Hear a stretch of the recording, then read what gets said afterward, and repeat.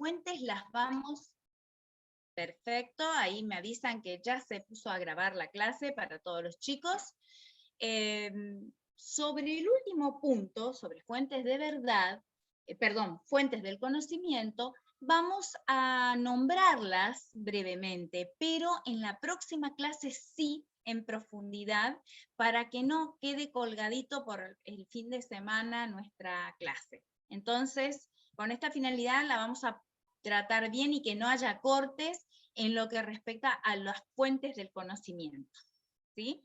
Que sería el último puntito de hoy, pero para que esté relacionado y se integre a la clase número 3. Entonces, vamos a comenzar con esta cuestión de la verdad. Cuando nosotros hablamos del conocimiento, y si hablamos del conocimiento, del saber científico, necesitamos determinar qué es la verdad, qué es verdadero y qué no es verdadero, ¿no?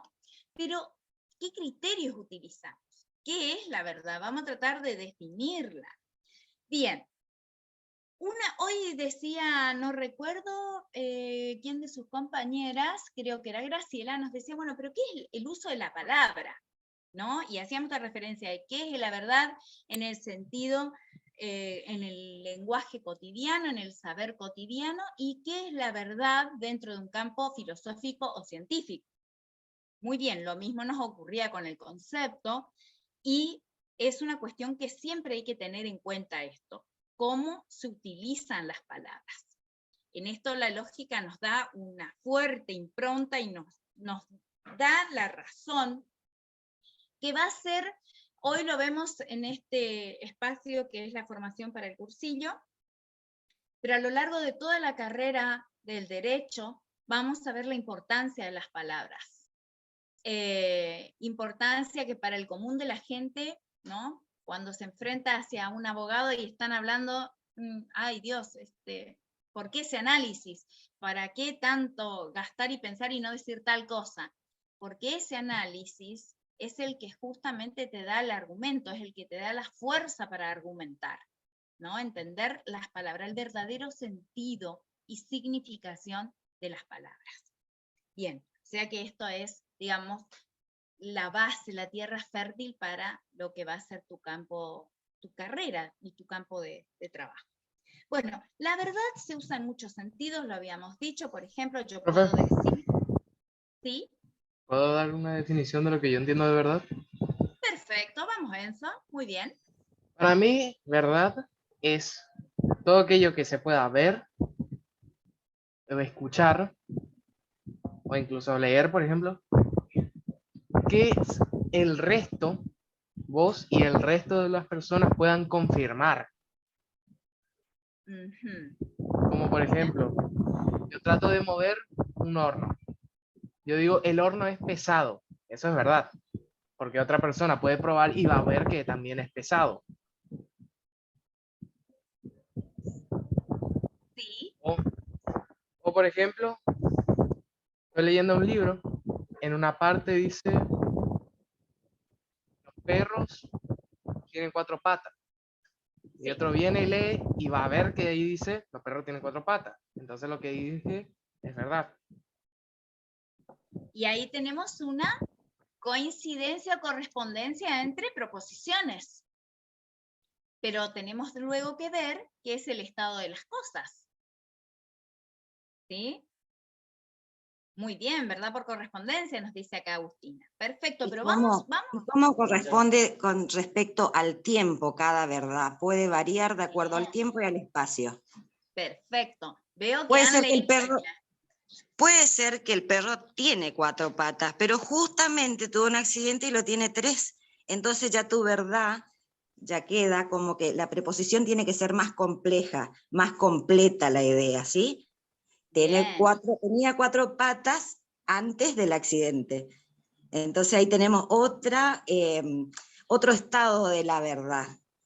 ¿Sí? Y también vamos a ver que en el caso del horno, también puede ser que hayan personas que quizás pudieran levantar y digan, no, no tiene tanto peso. ¿Y ahí qué ocurriría? Esa verdad... Ahí quedaría en duda justamente lo que yo dije. Ajá. Exacto, pero no nos vamos Eso- a adelantar. Vamos por parte porque tenemos que construir palabras. Ok. Vamos a esto. Vamos primero. Cuando nosotros vamos a hablar de verdad, acá, en lógica, vamos a tomar solo un sentido de la verdad.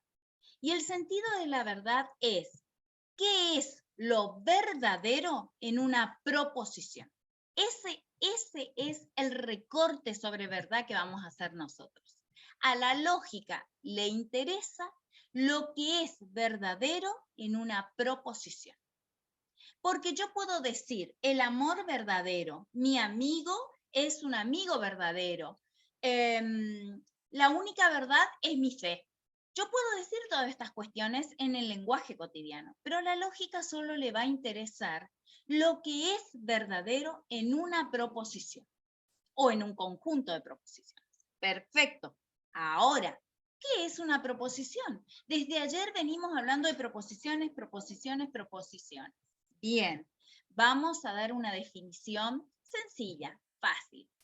¿Qué es una proposición? Una proposición o las proposiciones son entidades portadoras de valores de verdad. Con esta idea vamos a partir. Primera idea, las proposiciones son entidades portadoras de valores de verdad. Segundo, la verdad o lo que yo entiendo por verdad en lógica nos va a interesar la verdad como eso verdadero que integra una proposición. Eso es el recorte que hacemos. Vamos ahora. ¿Cómo determino entonces si una proposición es verdadera o no? Partiendo del análisis del estado de las cosas. Y ahí va la tercera idea base o tercer concepto, estado de las cosas. ¿Qué sería el estado de las cosas? El estado de las cosas es todo aquello que está existente, que existe, independientemente del uso o análisis del lenguaje.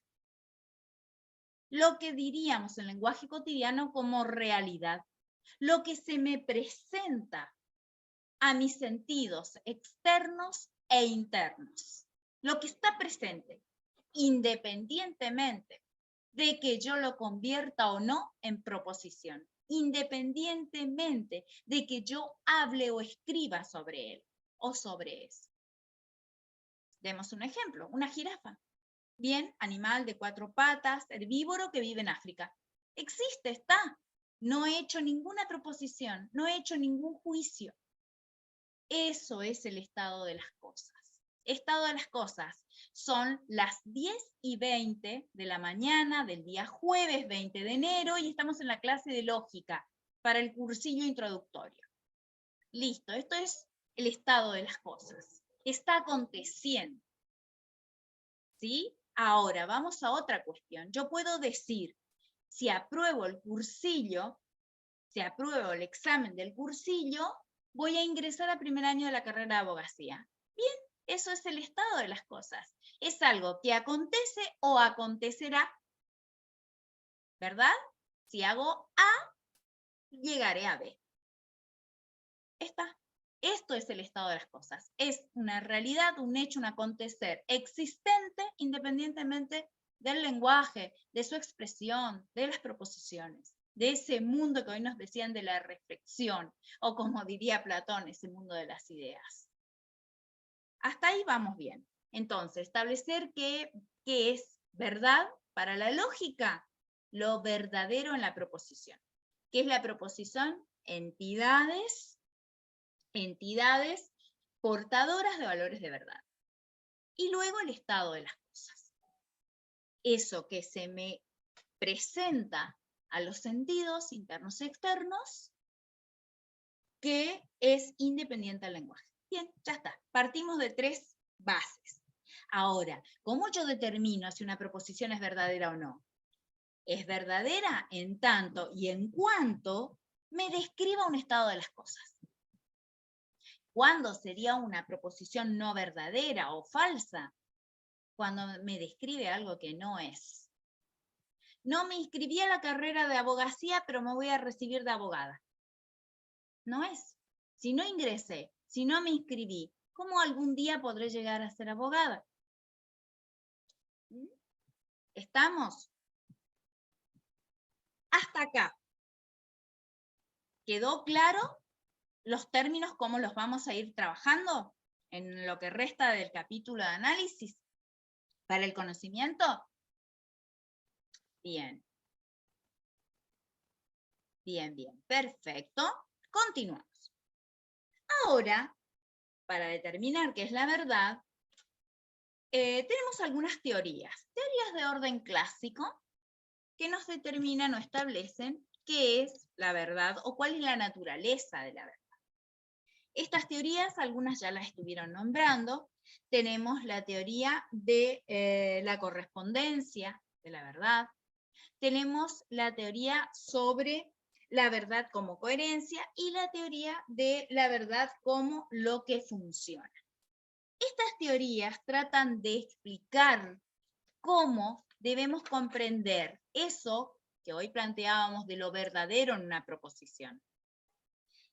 Vamos a ver. Hoy decían la verdad por correspondencia. ¿Qué entendieron ustedes que es la verdad por correspondencia? Dieron un ejemplo recién, ¿eh? Cuando Sí. lo que una persona dice tal cosa y justamente corresponde en ese momento específico. ¿Con qué se corresponde? Con lo que... Con lo que está viendo, con lo que acaba de confirmar. Muy bien. ¿Y eso cómo lo denominábamos? Verdad por correspondencia. Muy bien, pero ¿cómo se llama eso? Esa correspondencia. Proposición. Estado de las cosas. Es la proposición con el estado de las cosas. Muy bien. Ah, bien. Con el estado de las cosas. Cuando mi proposición, lo que yo expreso o escribo, tiene correspondencia directa con ese estado de las cosas, bien, ahí yo estoy hablando de una verdad por correspondencia. ¿Sí? Hoy decíamos, son las 10:20 y estamos en la clase de lógica, la clase virtual de lógica. Bien, estado de las cosas. Lo que estoy diciendo, mi proposición, tiene correspondencia con el estado de las cosas. Marisa González tiene levantadita la manito, pero tenés apagado tu audio, ¿sí? Si querías aportar algo. ¿Tiene la manito así, levantadita? Marisa, ¿te escucho?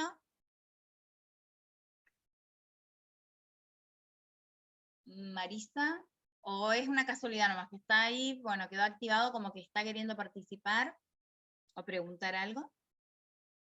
Bueno, continuamos. ¿No? Bien. Ahora, nosotros hoy una de las, era Agustina, nos habla del hecho. ¿Qué es el hecho? Porque acá en lógica tenemos que determinar todo, vamos a ponernos de acuerdo. Este término, ¿en qué sentido lo vamos a utilizar? Agustina nos dice, corresponde al hecho. Cuando el estado de las cosas es real, es un hecho. ¿Pero qué es un hecho? ¿Qué piensan ustedes que es un hecho? Cuando yo digo es real, ¿a qué me refiero? ¿Vieron cuando nosotros vamos? Porque los sentidos, a veces nos traicionan también, ¿no? Vamos manejando en la ruta, en el auto hace calor y vemos a lo lejos y parece que la ruta tuviese agua. Juraríamos que hay agua. Te bajás y está quemando el asfalto, no hay agua. Sin embargo, lo ves. ¿Sí? Entonces, a veces los sentidos me pueden dar una información equívoca o errónea. ¿Qué sería hechos entonces? ¿Cómo lo utilizaríamos acá el término hechos? ¿Qué sería el hecho? Lo que está ocurriendo, dice Natia. Muy bien, lo que es real, decía hoy Agustina. Muy bien. Acá el término hecho va a ser utilizado a forma de fenómeno, de impronta, a forma de sinónimo de ¿qué? Del estado de la cosa. ¿Sí? El autor hace algo bien, muy gráfico su ejemplo, ¿no? Dice, cuidado, los hechos no son solo un dibujo, no son solo una pintura o una impresión del estado de las cosas. Es el estado de las cosas. El hecho es el estado de la cosa. ¿Estamos? No sé, veo correr a un hombre, arranca la cartera del brazo de una señora y sigue corriendo. Ese es el hecho. Eso es el estado de las cosas. El estado de las cosas que justamente le robó. Puede ser que le haya robado, como puede ser un hijo que viene a hacerle la broma a la madre, le sacó la cartera. Salió corriendo de ella. No lo sabemos. El estado de las cosas es el hombre que corre, ¿no? Corre esta persona y saca la cartera a otra persona, sigue corriendo. Cometió el hecho. El hecho está cometido, ese es el estado de las cosas, eso es lo que hemos visto. Ya vendrá el análisis más profundo, de ver Los si hay o sentidos no un no nos vínculo. pueden decir otra cosa, digamos. El estado de las cosas lo que vimos es una persona masculina corriendo hacia una persona femenina, le arranca la cartera, se va. Después descubrimos que era una broma para un video que estaban haciendo. Después descubrimos que en realidad el señor masculino era una chica disfrazada y la persona femenina era un señor que tenía quizás, no sé, estaba también porque estaban actuando. No lo sé, como puede ser un acto de un robo, puede haber sido una broma, no lo sabemos. El estado de las cosas, el hecho me muestra a un sujeto corriendo hacia otra persona, saca la cartera y sigue corriendo. Entonces, esto es lo que vamos a utilizar. El término hecho es sinónimo de estado de las cosas. No como una pintura o un dibujo, ¿no? La típica, cuando estábamos en la escuela primaria, nos decían Día de San Martín y nos poníamos a dibujar la cara de San Martín y era cualquier cosa menos San Martín. Pero, bueno, eso no. Para cuando nosotros hablemos del hecho, estamos hablando del estado de las cosas. Acontece así. O acontecerá así porque A más B es igual a C. ¿Estamos? Bien. Entonces, la verdad como correspondencia es cuando esta proposición se corresponde con el estado de las cosas o con el hecho, como decía Agustina hoy. Muy bien. Rebeca nos dice, es un acontecimiento real que está ocurriendo. Puede ser, por supuesto que sí. Correcto, Rebeca. Está ocurriendo o ocurrirá, porque esta relación entre proposiciones necesariamente me da como resultado esta tercera proposición. ¿Estamos? Lo que decía hoy yo, mientras que repasaba la clase dándome un ejemplo, decía, bueno, a ver, pongo un poco de agua caliente, disuelvo una gelatina, un polvo de gelatina, revuelvo, agrego un poco de agua helada, meto la heladera, espero 4 horas, ¿qué es lo que sale? Sale un postre de gelatina. No va a salir dulce de leche, no va a salir, no sé, no va a salir un flan, va a salir una gelatina. Bueno, a futuro también. ¿Pero por qué? Porque digamos, el preparado que disolví era gelatina. Entonces, ya sea que esté ocurriendo o que ocurrirá, porque esta proposición A más la proposición B me da como resultado la proposición C, no me puede dar una D o una Z. ¿Ah? Bien. Esta correspondencia, recalco, no debe entenderse como un simple bosquejo, como un borrador, como una copia, un dibujo, una pintura, decía el autor. Así de manera muy gráfica, como una pintura. El caso de dibujáramos a San Martín, y no lo estamos dando, no le estamos dando realmente, no es San Martín. Era algo que nosotros creíamos un rostro humano parecido a, ¿no? Entonces, cuando nosotros hablamos de correspondencia, es el hecho, es mi proposición realmente en correspondencia con ese acontecer, con ese hecho o ese estado de las cosas. Hasta ahí vamos. Vamos ahora a la segunda teoría. La segunda teoría que en apariencia parece contradecir o hacer una fuerte crítica a la primera, pero parece que no es tan así. ¿Por qué creen ustedes que no es tan real esa oposición entre la primera teoría y la segunda, que es la verdad como coherencia? ¿Hay una oposición fuerte o en realidad qué nos dice la segunda teoría? La verdad como coherencia. Hay una trampita en esa segunda teoría.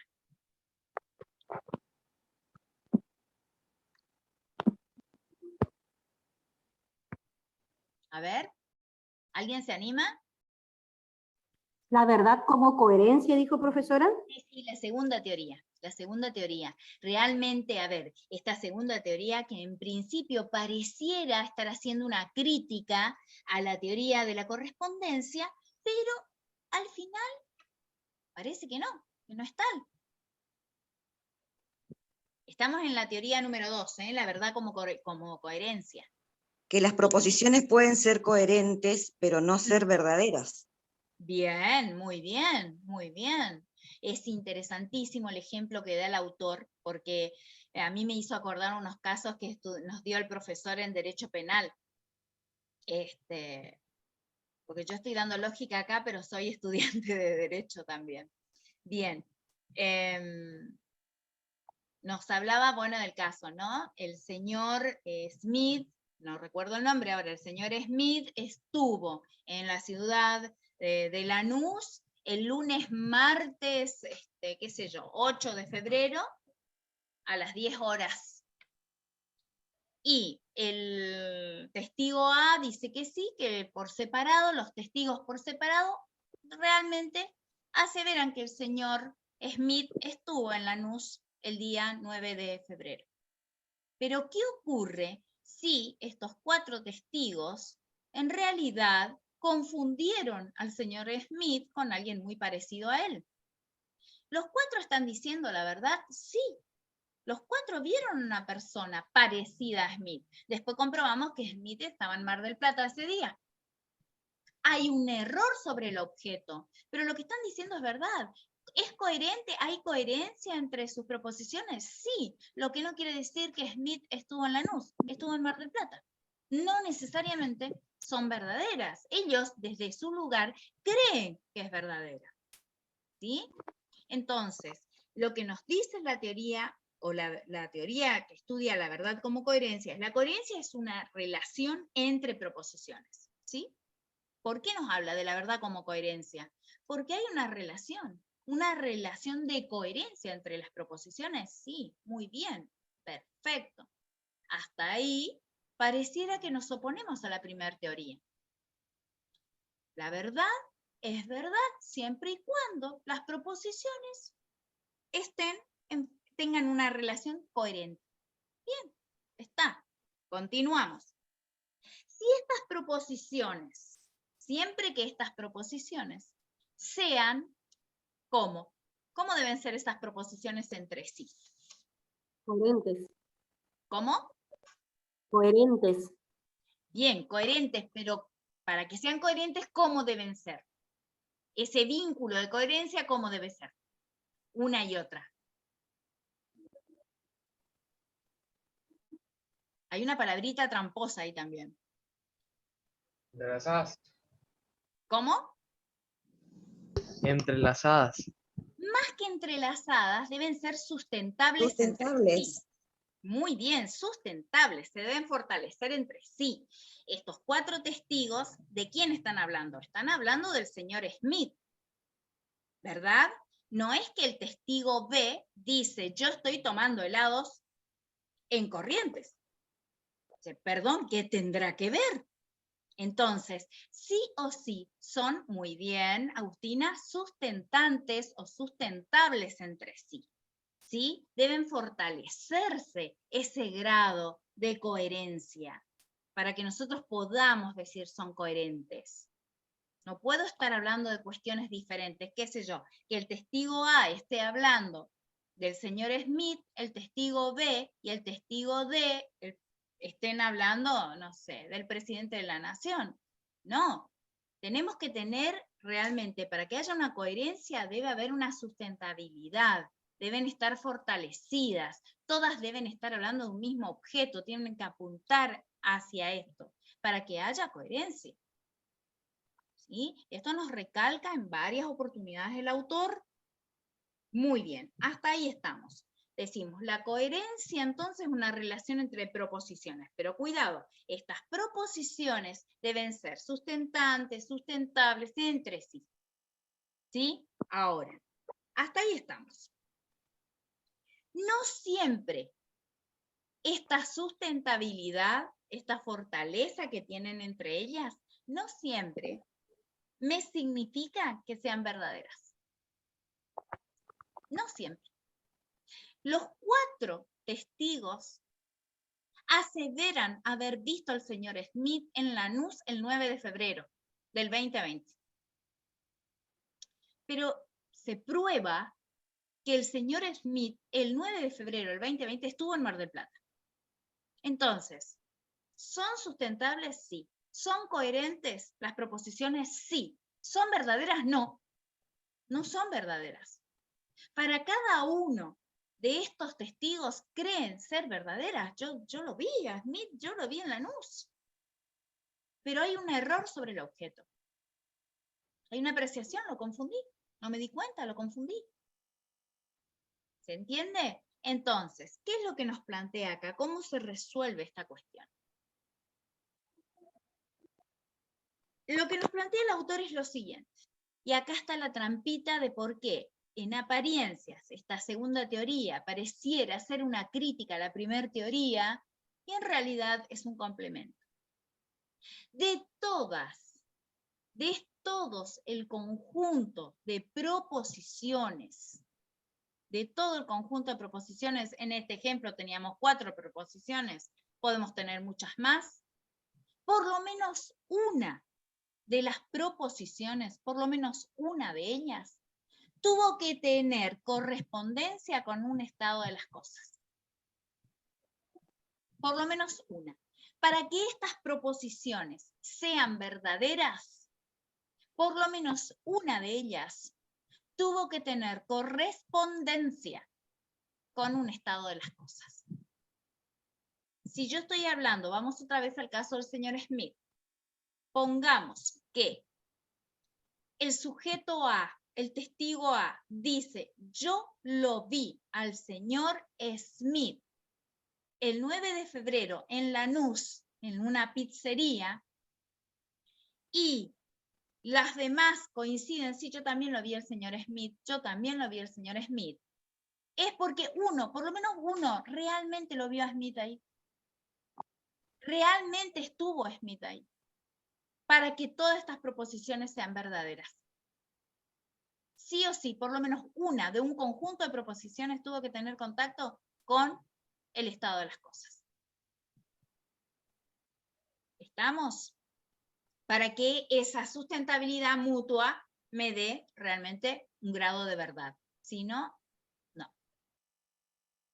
¿Quedó claro esto? Entonces, ¿por qué al final la verdad como coherencia en algún momento necesita que una de sus proposiciones haya tenido correspondencia con el estado de las cosas, que nos lleva nuevamente a la teoría número 1? ¿Está? Bien, hasta ahí tenemos 2 teorías.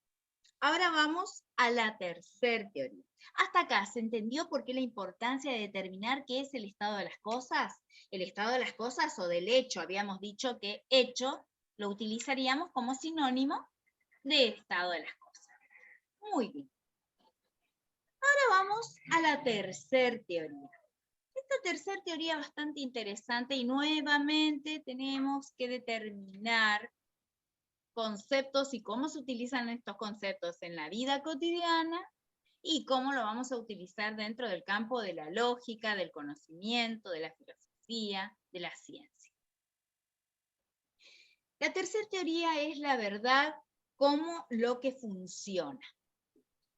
Pero recordemos que la palabra, la idea de funciona, en lo cotidiano, nosotros lo utilizamos cada vez que nos referimos a alguna tecnología, algún aparato, alguna máquina o algún mecanismo, ¿cierto? Que nosotros poniéndolo en acción, aplicándola a una realidad o a un problema, llegamos a obtener el objetivo que nos habíamos propuesto. Por ejemplo, tengo una licuadora eléctrica y necesito licuar, no sé, unas manzanas. ¿Sí? Enchufo, prendo, se tiene que licuar. El resultado tiene que ser un licuado de manzanas. Debo licuar, desarmar, desmenuzar esa fruta. ¿Estamos? Funciona. Enchufé, traté, no, quedó ahí, no se movió. No funciona. Un aire acondicionado debe enfriar el ambiente determinados minutos, ya está a tal temperatura. No ocurrió, no funciona el aire. ¿Está? Tengo que resolver un problema en física o en matemática, me dan una fórmula, aplico la fórmula, el problema, se debe resolver el problema. Si están todos los datos, todos los elementos, y apliqué adecuadamente, tiene que haber funcionado mi fórmula. ¿Está? Entonces, función, ¿qué es funcionar? Pero ahora vamos a nuestro problema es la lógica. ¿Cómo explico la verdad funciona? Si funciona o no la verdad. ¿De qué estamos hablando, por Dios? Bueno, para la lógica, para este tema del conocimiento, vamos a ver que una verdad funciona siempre y cuando determinemos dos columnas, dos pilares. ¿Qué es la verdad y qué es la creencia? Yo tengo que diferenciar la verdad de la creencia. Problemitas si los hay, problemitas que ha llevado al ser humano a crear guerras, conflictos bélicos a lo largo de la historia de la humanidad por esta cuestión de la verdad y la creencia. Bien. Y podemos tomar, no sé, infinidad de ejemplos a lo largo de la historia de la humanidad. Entonces, para esta teoría, primero debo determinar dos cosas. Que entiendo por verdad qué es la verdad y qué es la creencia. Da algunos ejemplos y vamos a ver que parte de un constructo muy básico de proposiciones. Nos plantea como verdad P es verdad. Y en la creencia, yo creo que P es verdadera. Yo pienso que P es verdadera. Tomemos un ejemplo. Esto, P, es verdadera. P es un mate. No sé si se ve ahí. P es un mate. O yo creo que esto de madera es un mate. Yo pienso que esto es un mate. Lo miro, lo veo, tiene hierba, una bombilla. Supongo es un mate. ¿Estamos? Bien. Una cosa es lo que es verdad y lo que yo creo o yo pienso. Y así vamos a dar ejemplos. ¿Qué conclusión pudieron sacar ustedes de la lectura de esta teoría? Vamos a ir trabajando un poquito sobre esto. ¿Cómo ven esto de la verdad y la creencia? ¿Qué leyeron? ¿Qué les impactó? ¿Qué críticas quieren hacer a este punto? Y ahí vamos integrando. Leo, los escucho.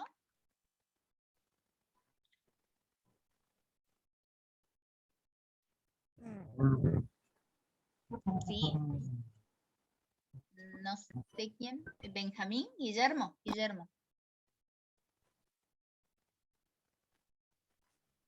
¿Sí? ¿Alguna pregunta? María Ángeles.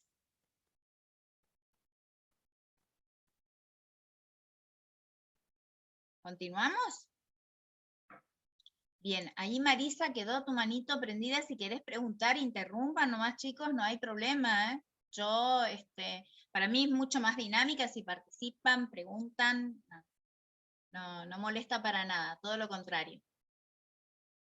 Bien, continuamos entonces. Bien, la verdad o la falsedad de las proposiciones no va a depender, y esto ya un poquito lo vimos en las otras teorías, La verdad o la falsedad, las proposiciones no va a depender de mis creencias, no va a depender de nuestras creencias.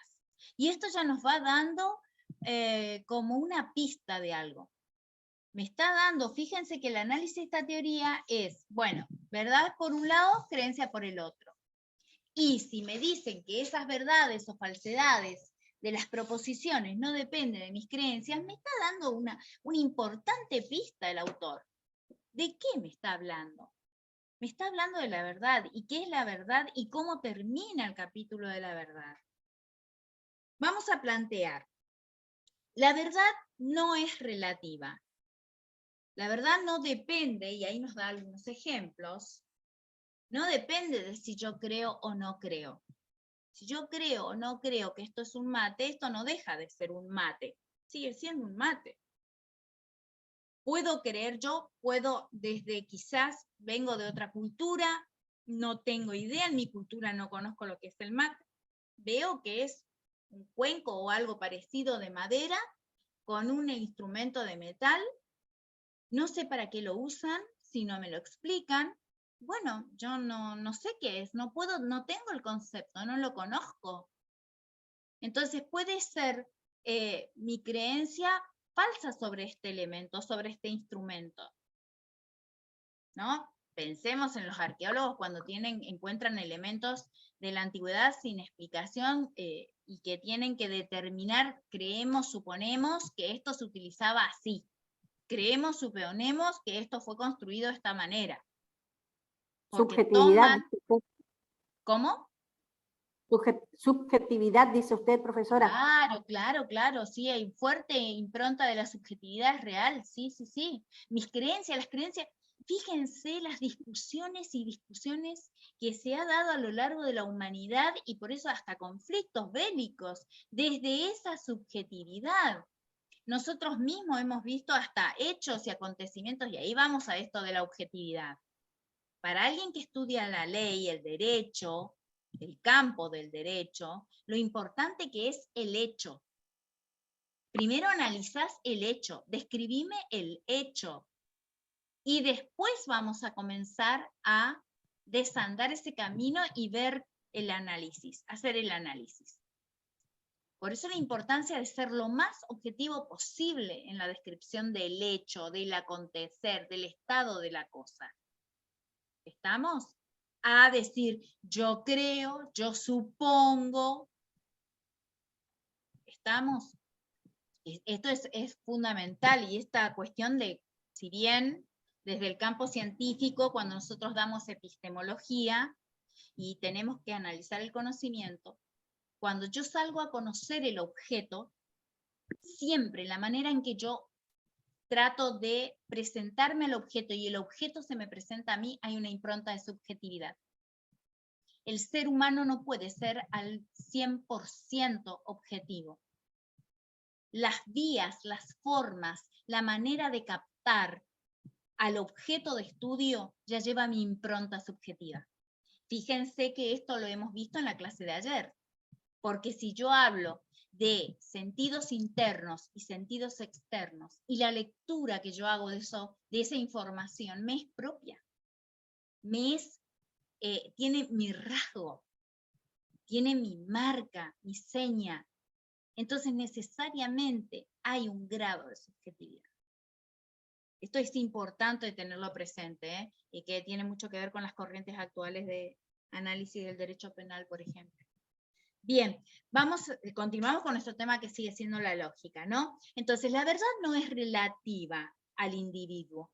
La verdad es verdad. Esto es un celular. Esto es así, es un celular. Si yo lo creo o no, no importa. Si un niñito de 1 año cree o no, no importa. Si alguien viene y dice, no, esto no importa, esto es un celular.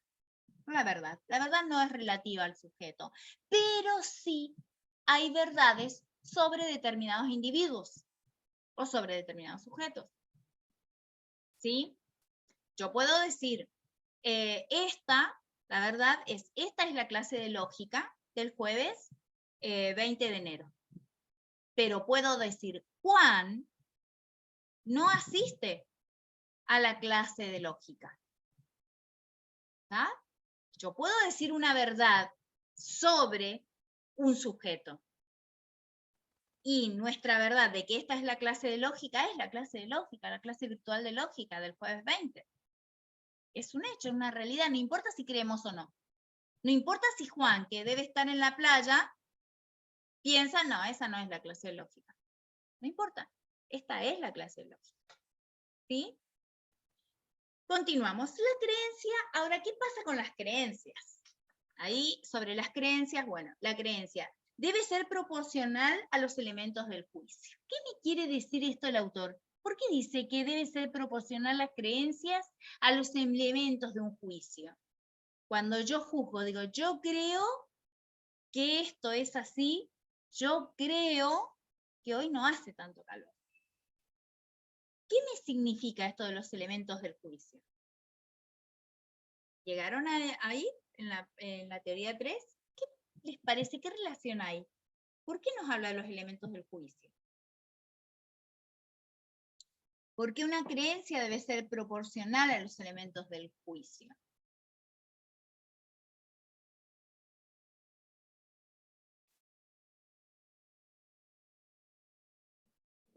Cuando nosotros decimos, a ver, yo creo que hoy no hace calor. Viene la otra persona y me dice, yo creo que sí, hace calor. Hoy hace mucho calor, hace más calor que ayer. Digo, pero yo creo que no, no es así. Creo que hoy hace menos calor que ayer. Cuando nosotros hablamos de tener esa proporcionalidad con los elementos del juicio, significa que deberíamos hablar, nuestra manera de expresarnos por ahí más en lo cotidiano respecto de estos temas y que a veces se llevan adelante debates y discusiones, y en realidad ninguno de los dos tenemos la verdad.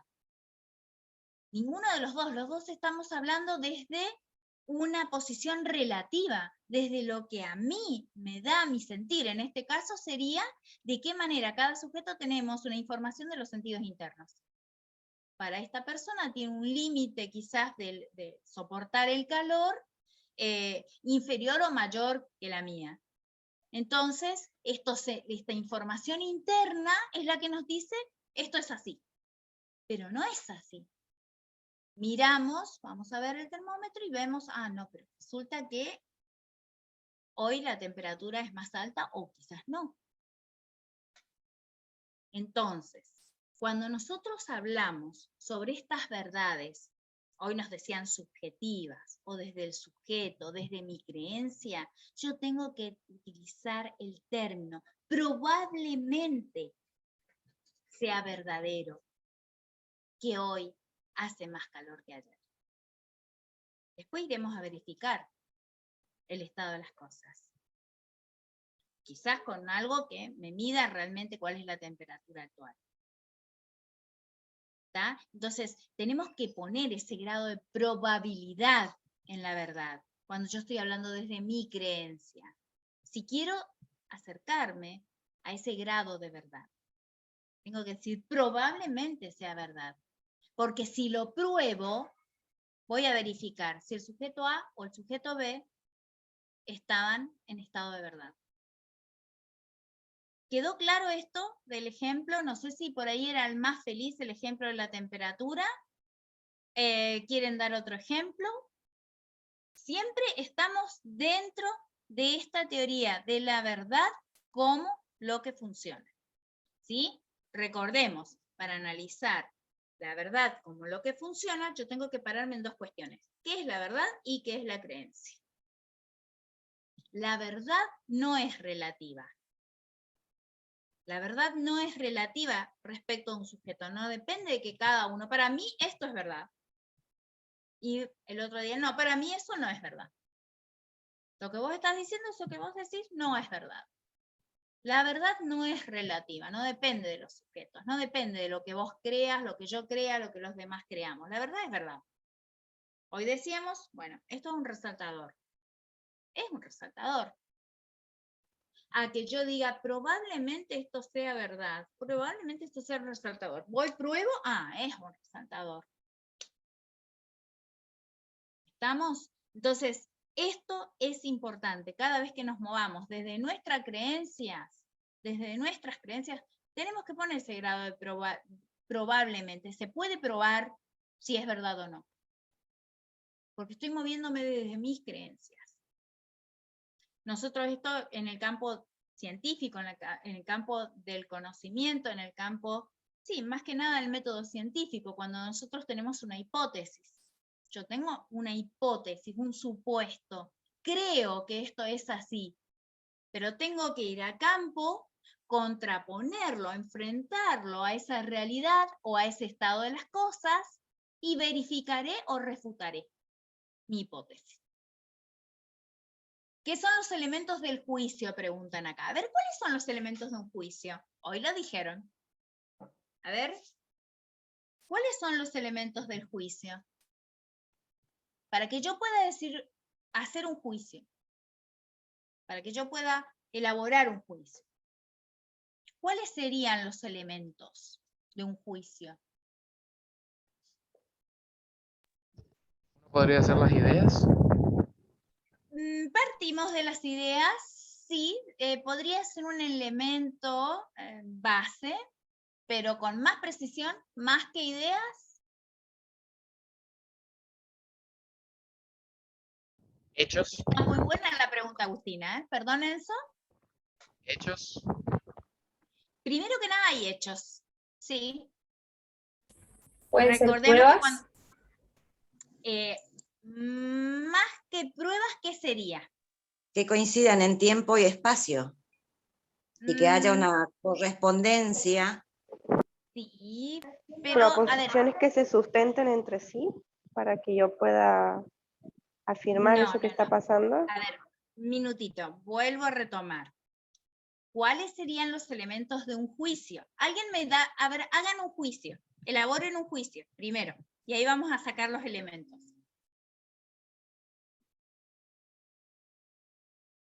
A ver, un juicio.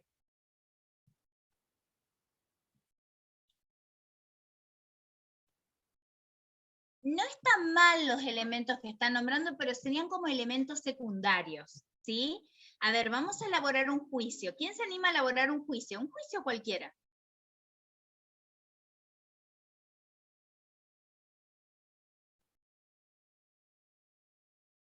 A ver. No, testigos no, evidencias no, nos fuimos. A ver, ¿qué sería un juicio? Digo, voy a elaborar un juicio. Adelantarme a los hechos. No, elaborar un juicio. Vamos a elaborar un juicio. Un juicio.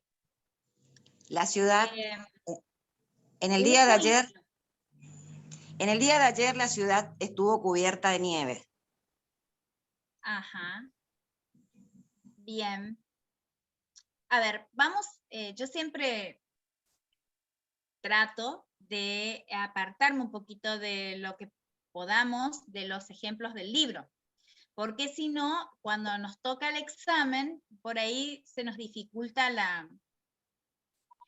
el aplicar, ¿no? Justamente esto de lo que nos dice esta teoría, ¿no? De lo que funciona. A ver. Podría ser. A ver, sí, te escucho, Enzo. Ayer vi a Rodrigo comprándose una pantalla plana de Musimundo. ¿Qué le falta a ese juicio?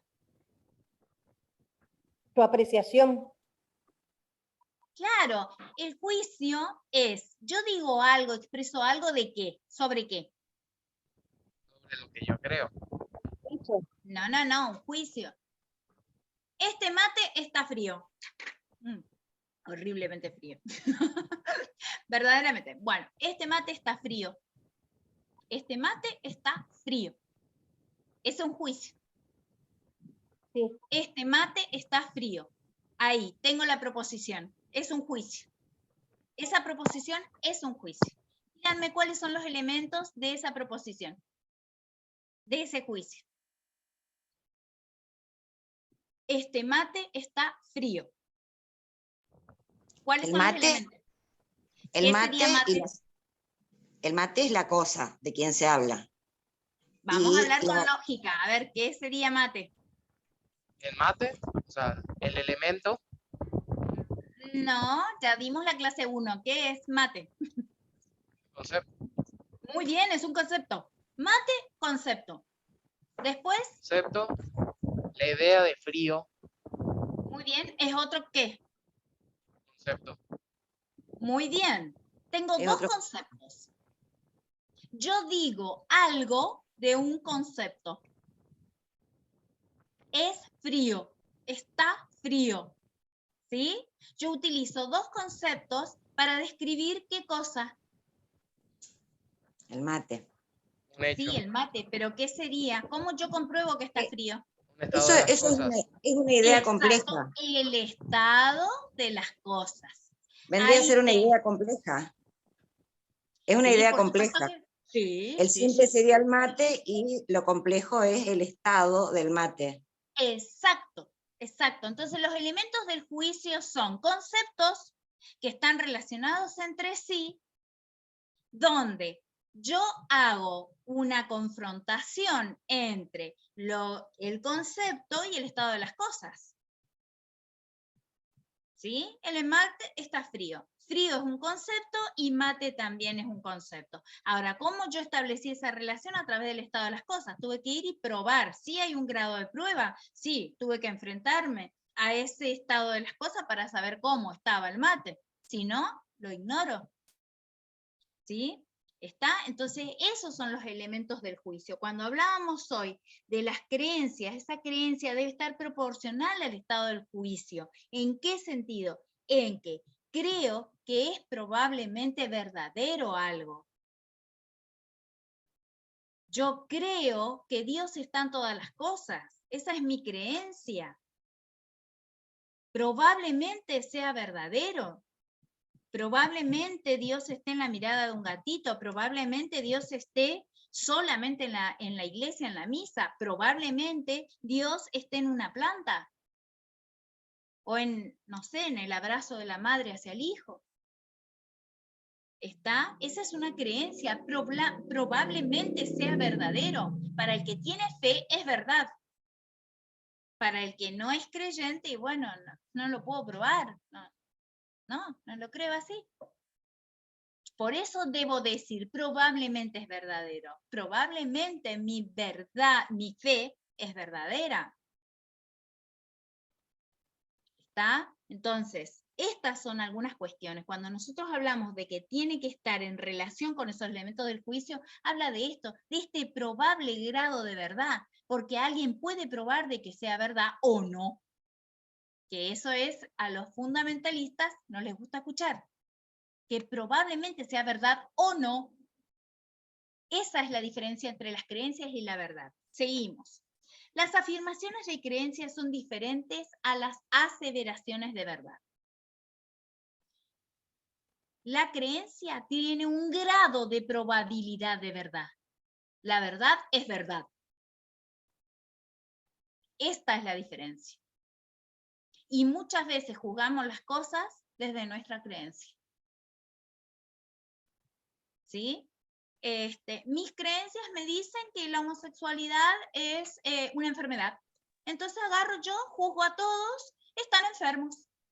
Porque mi creencia me dice eso. ¿Sí? Entonces, esto es lo que tenemos que entender. Miles de conflictos humanos, de situaciones, de hechos, son juzgados desde la creencia. Y desde el creer que lo que nosotros tenemos como creencia es verdad. No, no. La creencia tiene un grado, una probabilidad de verdad. La verdad es verdad. Entonces, una cosa son las afirmaciones de la creencia y otra cosa, las aseveraciones de la verdad. Seguimos. Para decir que por ahí creo que era Graciela, nos decía algo que por favor no me quiero olvidar, es lo siguiente. Las proposiciones verdaderas no dependen de un tiempo y una época. ¿Por qué? ¿Por qué no? Esto es fundamental. Está en el material como algo así sutil, pero es fundamental. ¿Por qué? Y es fundamental para un análisis sociológico, legal, de derecho. A ver. ¿No se escucha, me dicen? ¿Perdón? ¿Hola?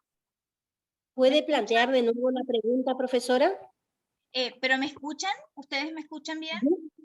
Yo la estoy escuchando Sí, bien. sí, yo también. Bien, bien. Aquí Marisa me dice que no me escucha. Bueno, vuelvo. A ver, la pregunta es la siguiente, y es algo que Graciela había nombrado sutilmente así y lo dejamos pasar, pero lo retomo porque es fundamental. Cuando nosotros hablamos de las proposiciones verdaderas o falsas, no puedo decir que una proposición es verdadera o falsa en una determinada época o en un determinado tiempo o lugar. ¿Por qué no puedo decir eso?